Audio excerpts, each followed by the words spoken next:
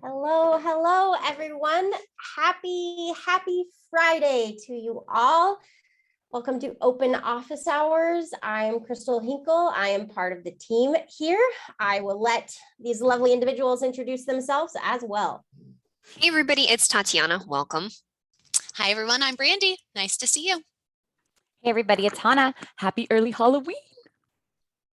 Hey, everybody. I'm Andy. Happy to be here. Oh, I love it. Hello. We do enjoy our Fridays. That is for sure. So we appreciate you all being here with us today. As you can see, we have the amazing Andy joining us again today. So we are just getting super excited for policy inheritance that's going to be rolling out soon. And so we just thought it would be great to have Andy on again. He did join us last week, and he's going to join us a few other times as well to just make sure we get all of our questions answered. So we really appreciate your time, Andy. Thank you very, very much. So kind of the structure today is we will spend like the first 10 minutes. Andy's going to kind of just give us a tour of all of the amazing things and functionality within policy inheritance. Now, to stick with true open office hours values, though, this is full Q&A. So if you do have any questions that it doesn't have to pertain to policy inheritance, throw them in the Q&A. We're monitoring. We're here to help. So with that said, I will allow Andy to just take it away. Well, hey, everybody. I'm going to do a deep dive quick here. And we've been getting asked a lot like, hey, I mean, it's been our #1 requested feature for a long time. But for folks that haven't been up to spec on what we've been doing, we're looking to accomplish two main things with this feature. One is to basically save you boatloads of time by making policy management infinitely easier. And the other is to let you, as you grow, to give you a much better ecosystem and structure to be able to put all the customer assets and the complexity of an increased class of customer into the platform, so it becomes just as easy to manage as things are today. So I'm going to share my screen here quick. And what you're looking at here is what I'm going to call the old policy model. This is probably the current policy model for the bulk of you today. And I just wanted to highlight one of the things that we were looking to fix. And for the folks that know me, I'm perfectly happy to call out something when it's not good. And this is an area I didn't consider to be very good. And one of the reasons being is that, like, for example, this policy is just meant to enable splash top. However, I have to look through a whole bunch of things that the policy isn't going to do just to find the one that it is, which is this one here. So we wanted to kind of restructure this completely, and we've rebuilt this completely streamlined interface. So when you first come into this and create a new policy, this is what you're going to see. There's going to be a deep dive video that I'll do. So anybody that wants like a refresher anytime they're creating a new policy, it's always going to be there for you. And we've broken everything out into these categories. So as an example, when you go to any given category, they're all empty because this policy isn't actually doing anything yet. So when you want to add something, you can just select individual items and add them to the policy. So now I've got an alerts section. Now I can add individual alerts to this section just by selecting them. And if I don't want a specific alert, I could just go ahead and kill it, or I can kill the entire section if I wanted. It's that easy with this. If I want to add another section of, let's say, drive monitoring, I can add that right below. This is set up how I like it, so that one's good to go. If I want to add something like our native splash top integration, super easy, one click and it's there. And you'll see as I start adding things, this is going to count how many sections are enabled in any given category, so it's easy to define again at a glance what this policy is doing. So I'll throw Syncro backups on here because Syncro backups is awesome. I'm going to save this. And what you'll see now is this is going to revert to what's called the policy overview. This is the default view that you're going to see every time you go into a policy, and it's a read-only view of everything that this policy is doing and nothing that it's not. So at a glance, you can always see exactly what any given policy is doing without having to sift through anything else. So the next major change is where you're going to physically deploy policies. So your policy management in terms of editing a policy, adding a new policy, changing settings, that's the same place it always existed. This, however, is completely new. We're on a customer record right now, and we've got this new assets and policies tab. Every customer by default is going to look similar to this with a bunch of one-click actions here along the top. And this is basically what we'll call the top level folder. This is an immutable folder. It means it's always going to be here. You can't rename it. You can't delete it. And it's always going to match the name of the customer. And you can see here that I went ahead and I applied a policy to the folder, which is how policy inheritance works. You're not applying policies in this one-to-one relationship with an asset any longer. You're now doing it directly to folders, and folders will contain assets. So essentially what this is saying is, regardless of how complex I want to make this structure by adding categorized folders underneath this, or how many assets I add to this, no matter what I do, they're always going to get everything that's included in my top level policy. So this is a little bit more akin to a standard customer. It's a little bit different. I'll explain why in a second. But I created two subfolders underneath here. I've got my servers and I've got my workstations. That's pretty common. Normally I'd have a server and a workstation policy, but I did it a little bit differently to make this a little bit easier to describe. So the way inheritance works is it's saying, hey, I'm going to take everything that's in this top level policy, and as it cascades downward, I'm going to add anything that's in this secondary policy, which is just Bitdefender, which is just enabling Bitdefender. That's it. So they merge together to form something called an effective policy. And this is a virtual policy that you won't find in your list of policies. It only exists for the purpose of sending aggregated policy information to your asset.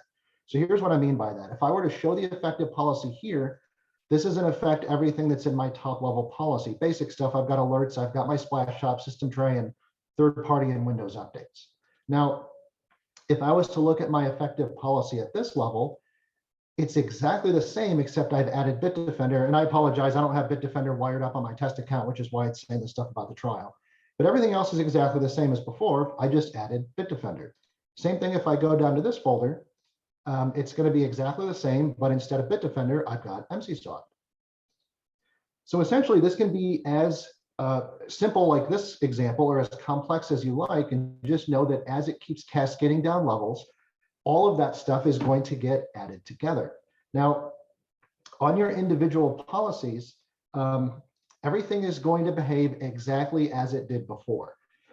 Everything that you had in your policy, once it migrates, will still live within this new model. It's just an updated UI. The one difference is that we added one additional piece of functionality, which is required for policy inheritance, and that's called an override. So in the old model, there were basically two states to everything. It was checked, it's enabled, of course.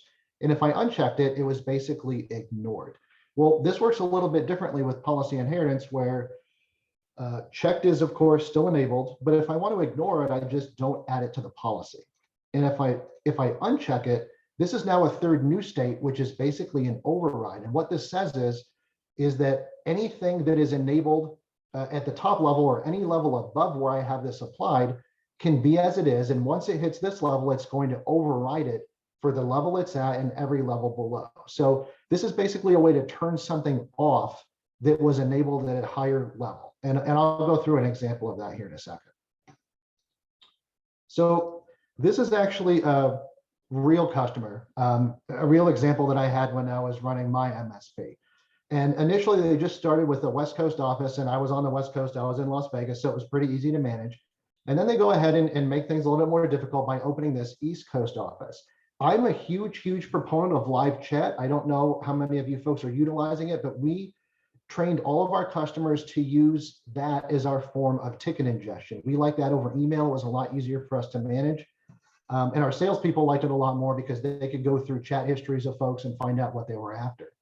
The problem with the East Coast office was we started giving them a very bad experience. They'd come in at 9 o'clock in the morning and they'd start sending us support requests through chat, and we wouldn't get to them until 3 hours later. When we did finally get to them, they're on lunch. They respond when they come back, we're on lunch. And before you know it, a very simple 5-minute interaction is now going into the next day. It was jacking up our SLAs and causing a bunch of problems. So ultimately, we had to tell this customer to go ahead and start doing tickets via email. And we had to make an exception for them, which is kind of key to how policy inheritance worked. So again, both offices were going to get everything that was in my top level policy. But then at the East Coast office, I had to hide their tray icon because I didn't want them using live chat anymore. And I didn't want that conflating how I wanted them to now open tickets. So essentially both offices are identical, but anything that falls under the East Coast office is going to go ahead and have their tray icon hidden. Other than that, it's exactly how you'd expect. I've got a breakdown for servers and workstations with a policy applied to each. Now, they threw me for a bit of a loop again at the West Coast office where they're like, hey, because of the pandemic, we've got some employees that are doing half days and they'll go home and they'll work a half day at night or whatever. And that kind of acted as another exception. This is something that I normally don't do. So I added another folder for home computers and I hid the tray icon there. Now, for anybody that's ever given out your cell phone accidentally to a customer and you start getting calls on Christmas Day and Thanksgiving morning and God knows whenever else, this is kind of the same thing. If you let folks from home live chat you up, they're going to be doing it at 11 o'clock at night, 1 o'clock in the morning, and expecting a response. So where this office has the tray icon and they're using chat traditionally on all of their assets at the office, I turn that off for the home computer. So this is effectively everything that's in my top level policy, but here I'm just overriding the tray icon. The reason I want to set up this way for an example is because here you can actually use the same policy to turn it off at the office level. And here I'm using the same policy to turn this off at one subset of an entire office. And if I wanted to go deeper with that, I could by applying this policy directly to an asset, meaning it's one final level of an override. Assets look like this, and they're just going to show up underneath their applicable folder. So basically any asset that falls into this servers folder is going to get this top level policy and this Bitdefender policy applied to it. Now you'll notice, whoops, I screwed up. This is supposed to be in my workstations folder. So you can actually drag and drop folders or assets, whatever you want. And I'm going to go ahead and throw it into my workstations. So now, as soon as I say this, it's just going to switch and remove Bitdefender, and now it's going to put on MCSoft while it retains everything from this top level. Now, for those of you that use Syncro backups, same thing. If I want to put backups on here, this is no problem. I just made another folder, and all this policy here does is enable Syncro backups while it retains anything else at a level higher than this one.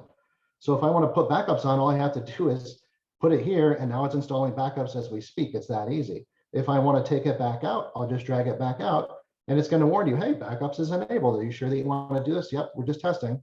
So now it's back, and now it's removing backups. That's how easy it is to manage this. Now, lastly, I want to show everybody what's going to happen during the migration. We're getting a lot of questions about this. First, when we roll this out, we're going to do it in a limited deployment scenario like we did with SplashTop. That means that we're going to give it to a few hundred people. Later in the week, we're going to give it to a few hundred more, and eventually we'll roll it through everybody in our ecosystem. So when this happens, it's going to put a toggle option in your admin settings, and we'll explain to everybody where that is before that happens, and it will let you turn it on. So when we roll this out for you, it doesn't mean that you're going to see what I'm showing you here. You will have an option you can toggle on.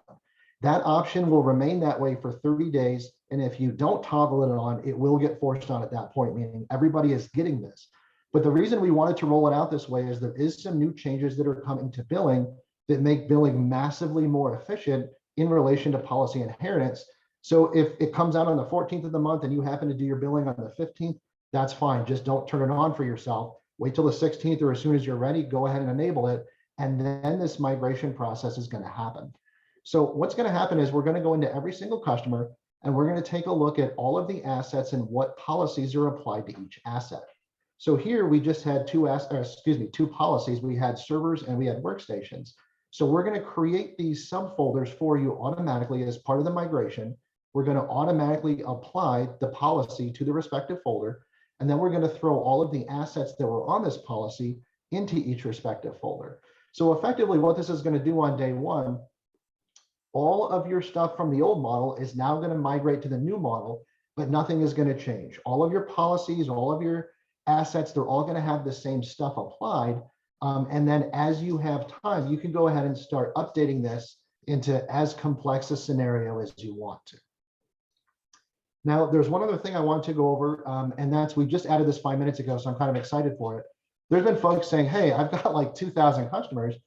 I don't want to go to 2,000 customers and set a top level policy 2,000 times, and I wouldn't either. That sounds pretty sucky. So we added this bulk assign top level policy button here. And what this is going to do is it's going to let you assign a policy at every single top level across every single customer in one shot. Just pick from your existing policies and go ahead and apply it. Now, we also added this secondary toggle. So if you've got all of your customers are virtually identical, but maybe you've got a dozen that behave differently where their top level policy needs to be different, This will do the exact same thing, but it will ignore any customers that already have a top level policy assigned. So this would ensure that you basically cover everyone who has an empty top level policy, if that makes sense. So this is now going to be part of this. We were able to make this for release, so I'm super excited that that got out. The last thing I want to go over really quick is billing. I always get excited when I get to talk about money because it's my favorite thing in the world. I hope other people on this call, it's the favorite thing for them as well.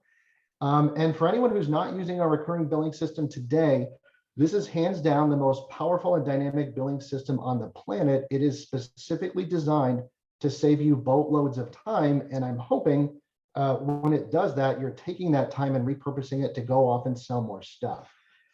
Just a quick overview of this. You can literally bill for anything in any way you want.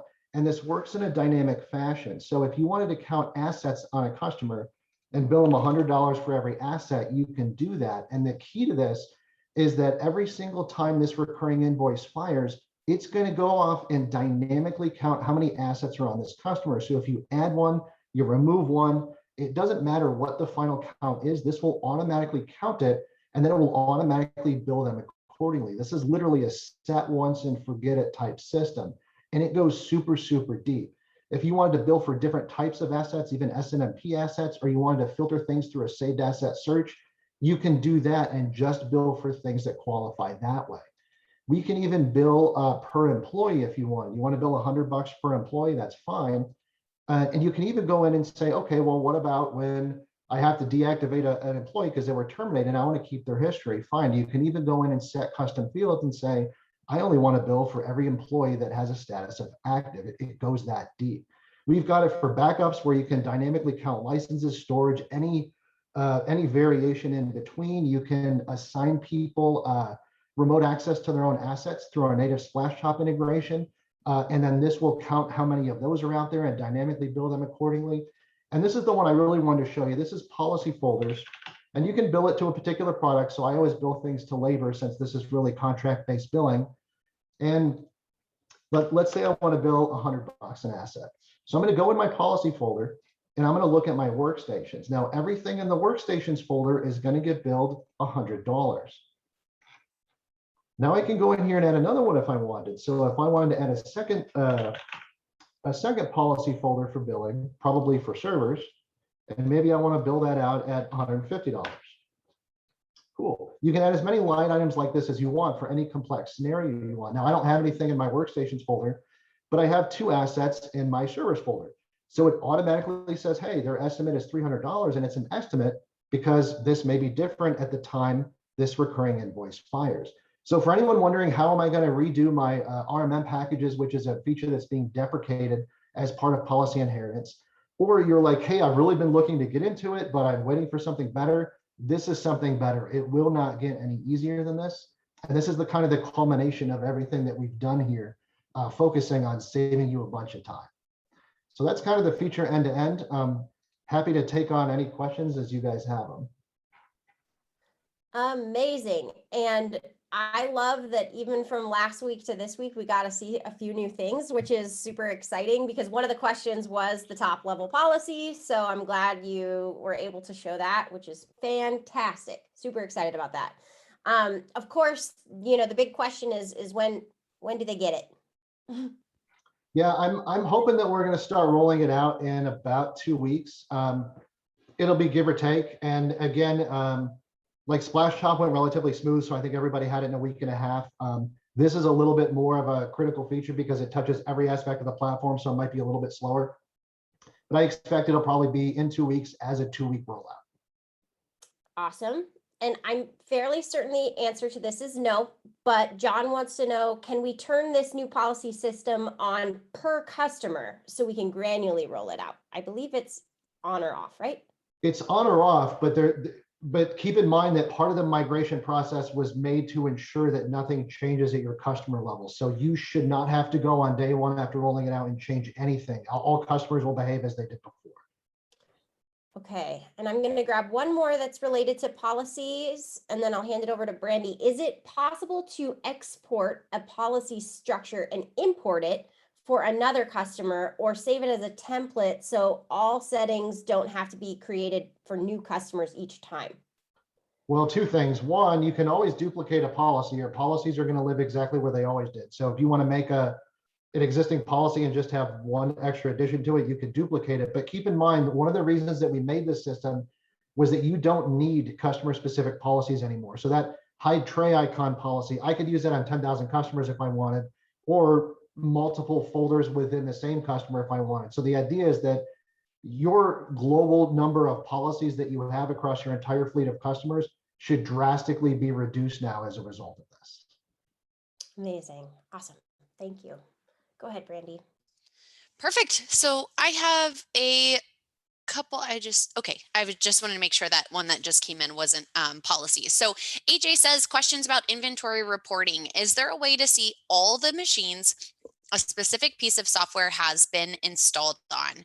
So I want to just share my screen with you guys real quickly and show you one of my favorite things in the system. And this is going to be on the assets and RMM screen out to the left. This is a way to quickly identify a group of devices that meets a specific criteria. So if you were looking for a device or all devices that had a specific piece of software installed, you can look for installed application right here.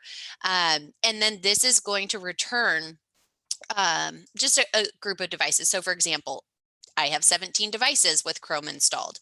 When I select that group of devices, this dashboard is going to update with those, but you're also going to have some mass options that you have. So for example, if I wanted to send a broadcast message across their screen, hey, please leave your device on tonight, I could send an email to this group of devices. I could run a script against this group of devices.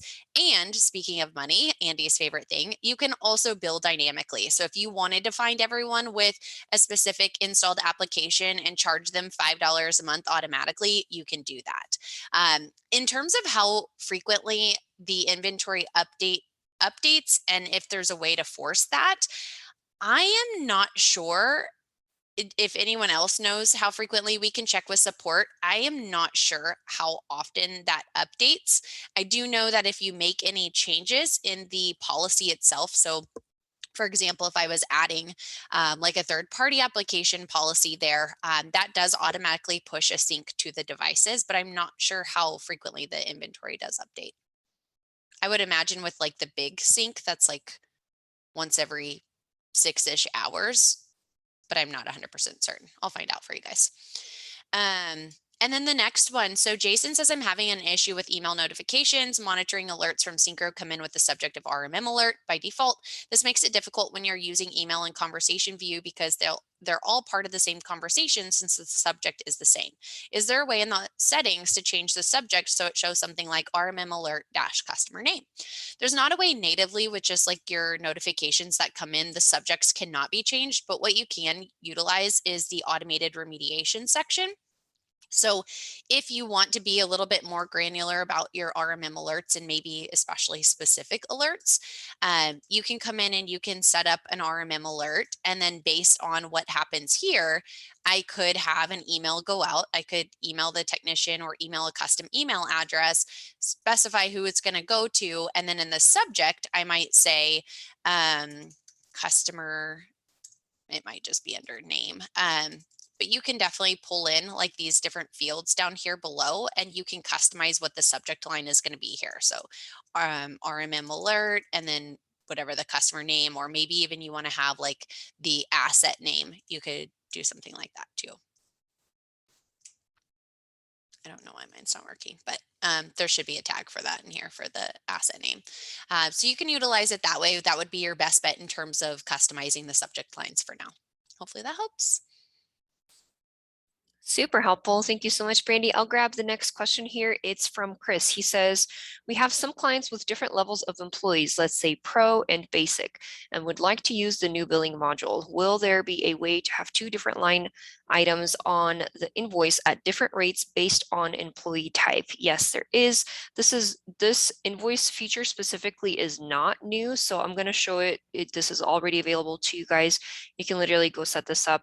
Again, our session today is recorded, so if I go kind of fast, you can always go back and review the recording. It should be up in a couple days on our YouTube channel. So a couple things to set up here. First things first is obviously the customer has to exist, and you have to have those contacts input into this contact section. You can import them in bulk if you needed to. And then you also need to make sure that you have a customer contact custom field set up here. So for your specific example, I think you said basic and pro, you can call it like customer contact level or name that custom field whatever you would like. And then for mine, I have mine called pricing. I have price 1, price 2, and then I have one called inactive. So as you have your customer set up, your contact set up, your customer custom field set up, and you have the correct selection made here on a contact per contact level. So let's say Brandy is going to be price 1. We can go next. My next contact here is Crystal. We can say price 2. So kind of set that up there. And then what the last piece here is you want to go over to your invoices and go into that same recurring invoice section. So you want to go invoices, invoice modules, recurring invoices. And I have one opened up here. And what you want to do is scroll down to the second, kind of towards the middle. And you want to select the customer contact counter here. So what this will do is out of the box, if you just keep it just like this, it's going to say, you know, either you can pull in a product from your inventory section, so your products and services section. If you have that set up here, I think I do have one called per contact billing, where it will pre-fill based off of that inventory item. So I charge $50 for all 9 of my contacts. But for you specifically, if you have that basic versus pro pricing, what you want to select actually is here under this contact field type. So again, that customer contact custom field. So here's mine is pricing. So instead of using this kind of prepackaged one, I'm going to say, yes, for price 1, it's going to be 50. Add that to the template. And then the second, I'm going to create a second line item to say price 2 is going to be 100 or whatever your numbers are. Add that to the recurring invoice template. And then from there, everything else is going to be taken care of for you. So please let me know if you have any follow-up questions. Happy to help. I know we kind of just breezed through that, but that is the basics of how you would need to set that up. Awesome. Thank you so much. I'm going to pick up in that same place with recurring invoices. Scott just has a question. Would it be possible to include sales tax in the recurring invoice for clients that we charge sales tax to? Definitely. So I'm going to go ahead and share my screen. So it is important that if your clients have different sales tax to create those inside the admin section. So here I am in admin and under, I think it's invoices. Let's go ahead and go down. Let's see, right here under invoices, you're going to have your different tax rates. So you can create tax groups, you can create individual tax rates, and these are assigned on the customer record. So if we pull up a specific customer that I want to specify what tax rate they have, especially if it's a different one or a little bit of a more complicated one, in here that you're able to specify what type of tax rate they have, or maybe if they're tax-free.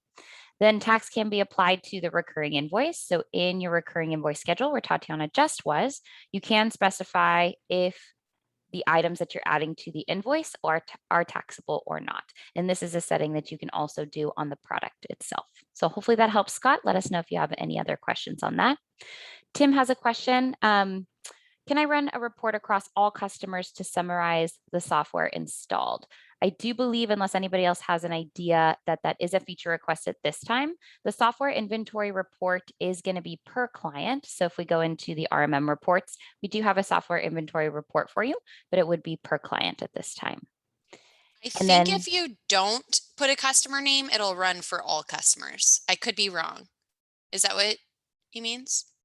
I think he wants one for all customers. Okay, so if I don't put in a customer name and I just hit run. Oh, okay. Some of them, if you don't put a customer name, it'll run for all customers, but it looks like that one doesn't. Okay, no problem. We will pass that along as a feature request for sure. And then John has a question. This question does not need to be answered live. Thank you, John. But we rolled out Syncro a year plus ago, and now I want to integrate QuickBooks so I can finally do quotes and invoices from Syncro. Yes, John, bring it in. Let's do it. And he says, who do I talk to so I can get started with that process? I'm very concerned about making a big mess of Syncro, as well as mass spamming my customers about existing QuickBooks Invoices. We hear you, John. No worries. I actually dropped in the chat box you're getting started with the QuickBooks integration guide. It will go through some best practices for maybe some things to clean up inside of QuickBooks. And then when you're ready, you will need to go over to the App Center, and we've got a nice wizard for you. And with the wizard, it will help you create the web connector that can then connect QuickBooks to it. If you have any questions, please reach out to support. They're definitely here to support you. So if you have any questions as you go with that setup, let us know. Awesome. Awesome. Thank you, Hannah. And speaking of QuickBooks too, there is a question in here. Let's see. Between QuickBooks Online and Syncro, where's the best place to add and update products and services? Is it better to edit in QuickBooks and sync to Syncro or vice versa? Grady's asking this question. As a best practice, just in general, I would do it on the Syncro side and let that push over to QuickBooks, no matter what that is, customers, inventory, etc. I would handle all of that on the Syncro side. Hopefully that helps. And then I also have another question in here from Joe. So new to Syncro, welcome. Happy to have you. How to make ticket labor billable versus no charge. So there's a couple things in here that I would like to mention. And really it kind of depends on if this customer is, for example, like an all-you-can-eat customer and you want to track the time to show your value, but not necessarily charge, then that first step would be to set up a contract for them. So a contract is what would do a pricing override for you. For example, I have a contract for Larry. This contract applies to all tickets, and labor and remote labor are $0, but it's going to allow me to still track that time. Anything that you want to include, just while we're on this section, if you're not familiar with contracts, anything you want to include or discount, you can do this. It eliminates you having to have 50 different labor rates for all of your customers. Now on the ticket itself, let me just open up this and you can have it default to charge if you'd like to. Let me open up. So for example, if you want to log time, like if I'm doing it down in communications and you put charge now, that would mean it would be a billable charge. Otherwise it'll just track time. When we go up to the labor log, if you click on view log, you'll actually see the time that's in here. You can clear the charge from here and that'll just still track the time, but not charge it. So go into the ticket, click on the view log section. And if you need to change anything or make it billable or not, you can go ahead and do that right here. These have already been invoiced, so I can't change those. Hopefully that helps.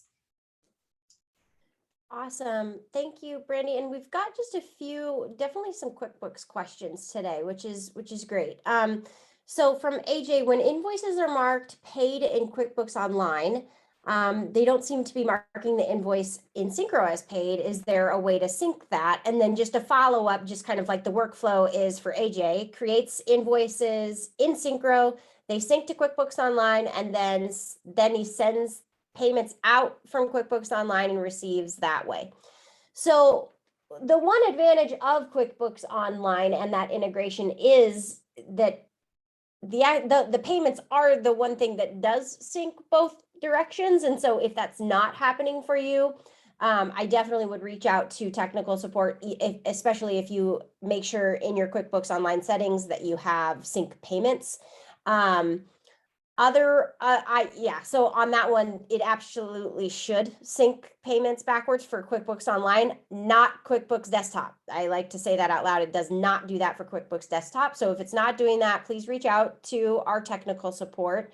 And then I like what, Brandy mentioned too. I think that a lot of times with QuickBooks Online, we do have payment processors built right into Syncro. So being able to send your invoices, your reoccurring invoices right out of Syncro, your customers could pay from their portal, or you can even save those credit cards and just automatically charge the card on file via Syncro, and those payments would sync to QuickBooks. Just throwing that out there as a workflow option if that is something that you might be interested in as well. I'm just seeing one more thing on QuickBooks, so I'm just going to read it out loud. Just more on QuickBooks. Is it possible to bulk update archived items on Syncro to QuickBooks? I don't know the answer to that. Does anyone know the answer to that? I'm going to try to find out. I'm going to find out and hopefully get you an answer by the end of this session. All right, I'm good. All right, cool. I'm going to jump in. Thank you for that. Okay, Chris has a question regarding sales taxes. Well, where we have items that have different tax rates depending on the item, kind of where do we set that up inside of Syncro? So let me go ahead and share my screen. And so in a product detail, so where I am is in the products and services section, and I'm underneath a specific product. You are going to have a field that is for tax rate. So if there is a specific tax rate that needs to be applied to this specific product, that's of course different than maybe the client's default tax rate, that then this tax rate is going to apply to this product only. This is a setting that you do have to turn on in your account. So in the admin section, under invoices and preferences, that then I believe it's going to be enable multiple tax rates. And this is going to, I believe, turn on that field underneath the product section. If you don't see it, please write into support because that field should be in there for you. And then I am going to jump into Randy's question. Can you run through the default settings for inbound ticket Syncro email? So customer emails, then it becomes a lead, and then it becomes a ticket, and then sends emails as detailed as you can as what happens step by step when someone emails. Then same as to what happens when we, the techs, reply to a customer and CC our Syncro address versus forwarding it. We seem to be getting numerous emails for each ticket, and I may be missing something. Okay, Randy, I can take the beginning part of this question. I'm not 100% sure what you mean by the second part. So if you don't mind adding some more detail there, but where Randy is referencing is inside of our mailboxes. So he has set up an inbound email that then generates tickets for him. And so here in the mailboxes, you can have multiple inbounds, but just one outbound. And then in here, you are able to specify the email address using the forwarding agent that you'd like the users to email into to create the ticket. It does end up creating a lead and a ticket if you have it creating tickets, but you can specify the issue type, ticket status, and then if you want to assign it to a team member. Now there are auto responses that go out to the client from when they email in and generate the ticket. So these auto responses are templates that then you can customize. You can also specify overrides for if you want to like engage business hours. So they get like a different autoresponder when it goes in and out of business hours if you'd like. And then this would be one email that the client would receive. Now from there, you can customize what types of emails they get from your engagement inside the ticket. Where that's done is in the admin section under tickets and preferences. So in here are going to be different settings that then tells you what kind of communication the client is going to get back. So for example, if you want to enable ticket resolved emails, so if you make the status as resolved, that they would get an email. Underneath the additional settings, there's also going to be different ones here. So for example, emailing the initial issue by default. So if you generate the ticket, that the client would get a email to let them know that a ticket is being opened for them. Likewise for comments. So if you make a public comment on a ticket, do you want them to receive an email and things like that?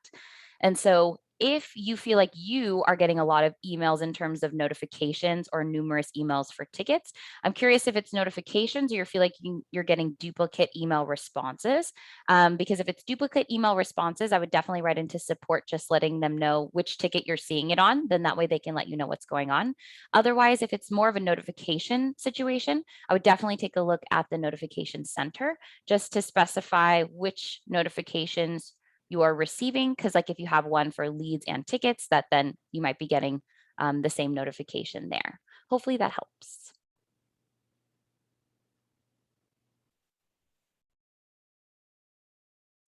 I'll go next. That was amazing. Good job, Hannah. I'll grab this one from Randy on mileage. He says, any way to track mileage? I was thinking to try to get a report for all on-site tickets, but I got stuck on how. Any pointers? Someone suggested using different labor items. This may work going forward, but won't help on older ones. So Randy, I do have a suggestion for you in regards to maybe charging like a trip charge.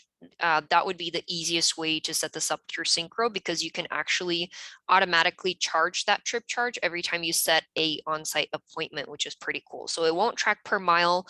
I don't know if you're doing like, X amount of cents per mile or something like that, but this might be just an easier way to think about it. So on any ticket, we'll go ahead and just open this last one right here. this is just one way to think about it, is straight from a ticket. When you are setting an appointment, you can say new appointment from here. And then by selecting the appointment type, I have on-site listed here, and I'll show you how to set this up in just a second. But you could say, if this is an on-site appointment, then you just schedule it with the right tag, all the details in here, create appointment. What this will do is, let's see, I'll actually just do a live demo of this. We have on-site, no, bad example. What it'll do is once you create the appointment is it'll charge a $50 charge for you, which is what I bill for mine. So I want to actually go through this entire process so it makes sense the way that I'm trying to explain it. So we'll say Tatiana ticket, other, we'll leave some notes, create ticket. And with this fresh new ticket, I'm going to set a new appointment. I'm going to say that we're going on site, create the appointment. And so what that did, and again, I'll show you how to set this up on the back end, but if you go to view the charges, you'll see that it's charging $50 to go on site because that's my minimum fee to go anywhere out of my office. So this is where I'll show you on the back end where to set this up. If you go to more admin and then you search for I always use Control F and I search for appointment, click into your appointment types. And then from here, I have one called on-site. Go ahead and create a new one or edit the ones that you currently have. And then right here, it'll say automatically add ticket charge. And so where this is pulling from is from your products and services section. So I'll show you where to find that in just a second as well. So mine is called trip charge. You can be more creative than me, but you can basically pop that into there. And then again, it'll populate in the way that I just showed you right here on the ticket. And last piece I'll show you is where to actually create that actual trip charge. So that's going to be here in products and services. Again, just create a new item and then fill out the details and name it whatever you want. And that's where it gets pulled into here on the appointment type. Hopefully that helps.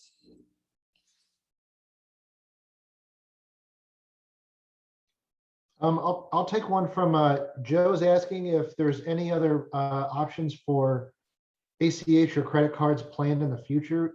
Joe, right now there's not. I wouldn't, kind of like never say never thing, but right now there's not anything on the immediate radar.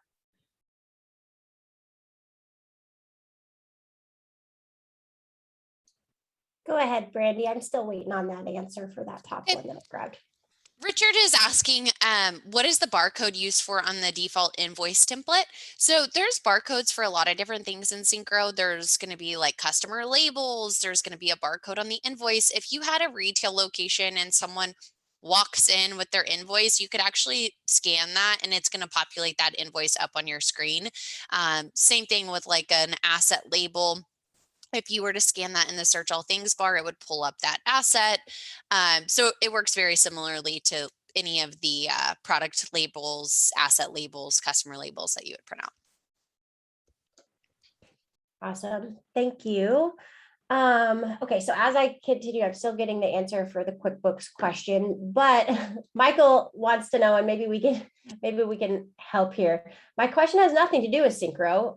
When we're sharing our screen to show examples, is there a way I can make it so it shows up full screen on my end? My old eyes have trouble viewing the smaller screen sharing.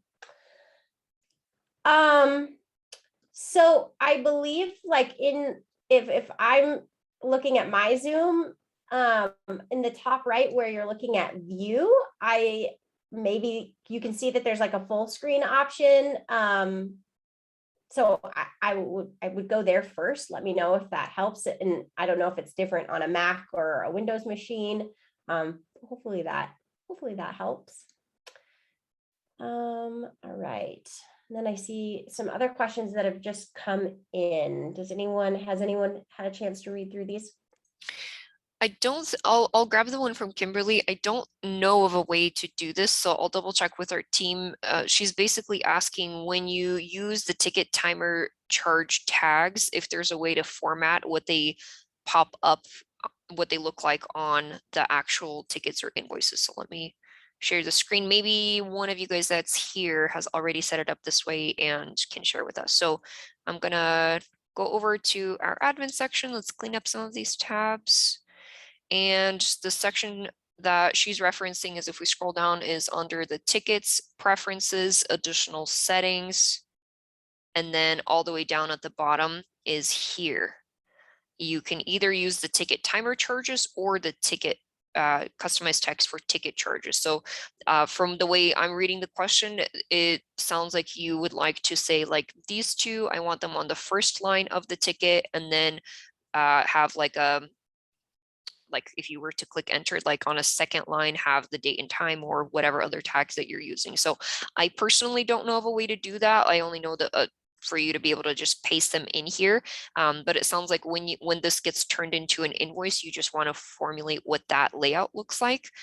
So I don't know of a way to do that from that ticket tags section. But I also don't think, another idea I had was through the PDF and email templates, but I don't think you can actually customize what is inside each of those line items and how that's laid out. Let me just double check on one thing here real quick. So here, if we were to edit the invoice template, yeah, I think it'll just pull in the description as it's created on the ticket side. The one last thing that you could check is if you were to click into the source, this is written in HTML. So this is like probably as granular as it would get. But again, I don't know if it would control the way that the description is laid out. So sorry about that. I'll keep an eye out and see if there's any, if anybody else has suggestions around that. We would love to hear from you guys. So thanks. Awesome. I'm going to read this one out loud from John. I have a help at email address that I use as an incoming ticket support request from customers that is set up as a mailbox in Syncro. I also have a legacy email support at that we forward to our help at email address when tickets get sent to support at. And so they get support at listed as a second contact on the ticket, and it gets kind of confusing and a little bit wonky. So I'm wondering, I'm just going to throw this out there, if anyone else out here has like a different thought process, but my thought is you can have multiple inbound mailboxes in Syncro. So instead of like forwarding it from your legacy email address to your help at, I wonder if you could just set up an additional inbox, so there is no forwarding needed. It'll just create the ticket just like it would your current support at. That would be my suggestion. Again, if anyone from Syncro has other options, or if anyone here has the same situation, love to hear from you as well. Yeah, the other thing you might try is throwing that stuff in like a distribution group or something and having it go that way instead of like implicitly forwarding it, where it kind of treats it as a secondary contact. That'll probably resolve it too.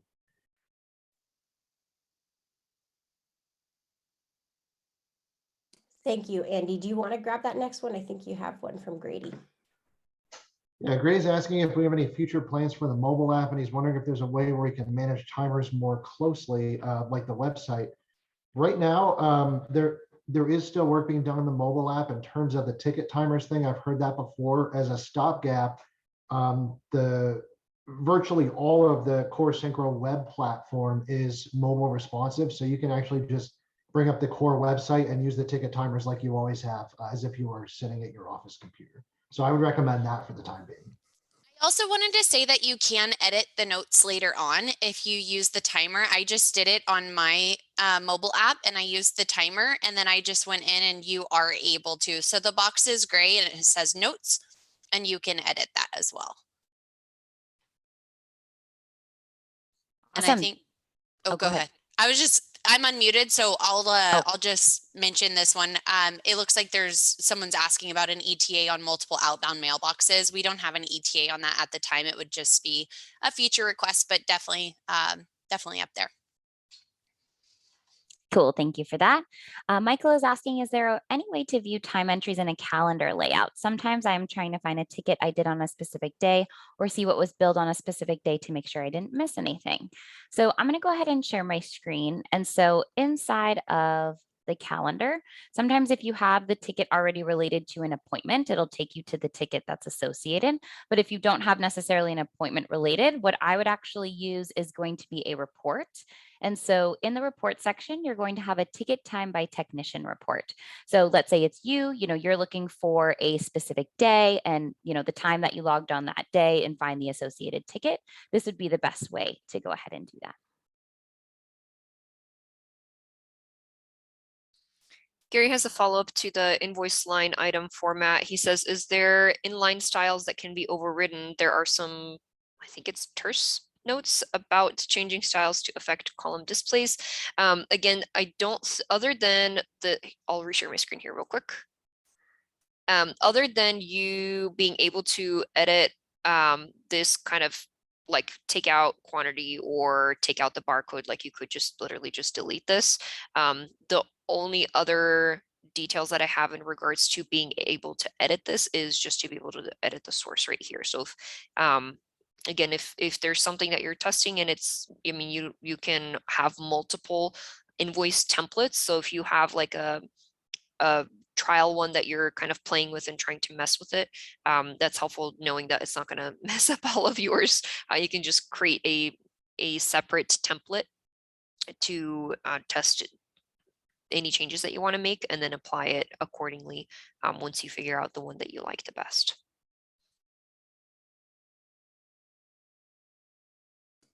Over to you, Andy. Got a question from Randy. He's asking about the actions and ticket automations. There's two he doesn't understand. One is update ticket and the other one is fire ticket automation trigger notification. So the fire ticket automation trigger notification is basically going to go into your notification center settings for that specific, that's why it's in quotes, for that specific notification center item, and fire those off, even if it wouldn't have otherwise. And the update ticket, so you can do things off of the last update to a ticket. So if you say, hey, if it hasn't been happening for 24 hours, go ahead and do this. And what will happen is if you leave that as a condition, it will keep firing over and over because it keeps matching the condition. So what you can do is update the ticket and it will make that time the present. So it would have to go like another 24 hours before that scenario, whatever you're trying to accomplish, would happen again. Got it. Thank you. I'm going to grab, Joe wanted to know, can I have a technician only have access to certain customers? So as of today, we have single customer permissions where it's essentially a profile where usually it's like maybe you have someone that's maybe an internal IT person at a client's that's handling a certain level of tickets where they can only access that company's environment.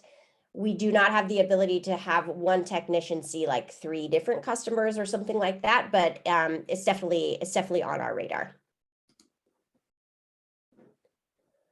And who's next? T? Yep, I'll grab this one. Larry says, is it possible to, I'm assuming this is supposed to read remove the items column on invoices or estimates. So yes, in that same source code that I showed you, I believe there is a way to delete that. I tested just deleting it on the template and it removed just the column name and not the actual column. So I'll keep playing with this for a minute. If I find something else, I'll unmute and jump back in. But other than that, I think you have to edit that source. Got a question from AJ. Is asking if he can create a saved asset search based on the existence of a specific file or folder. Not yes and no. Technically no, because we can only run a saved asset search on data we're storing in our database. However, if you wanted to get super fancy, you could run a script against whatever assets might qualify. And if you detect that file or folder, our scripting system will let you write back to the asset like as a custom field. And then you could use that custom field value to show up in your saved asset search. So it would work that way. So there was one other one. Scott's asking if there's a way to show a number of pending tickets in the header of Syncro, similar to the number that appears next to active alerts. So in the actual tab, if you have you can adjust what tabs show up. And if you have the tickets tab there, you'll get a badge notification for new tickets. You can't modify that based on a certain status. So if it's like something you put into a pending state, it's not going to count that. That's a pretty cool feature request actually. So send that one in. I'd probably hop on that one, actually. I like that. I have a feature request here from Randy. He says, I'd really like all time entries to be able to show on a calendar, at least as an option. So I like that. I hear this one not super often, but I like the idea. Like, I'm a very visual person. So if there's texts that are tracking their time and you want to know kind of visually where they spent their entire day, I do think that would be super cool. Randy says also an admin report that shows all time in a timeline: clocked in, started timer, RMM tools, connected to screen, started another timer, resolved ticket, clocked out. Yeah, just a little bit more transparency there makes sense to me. Whew.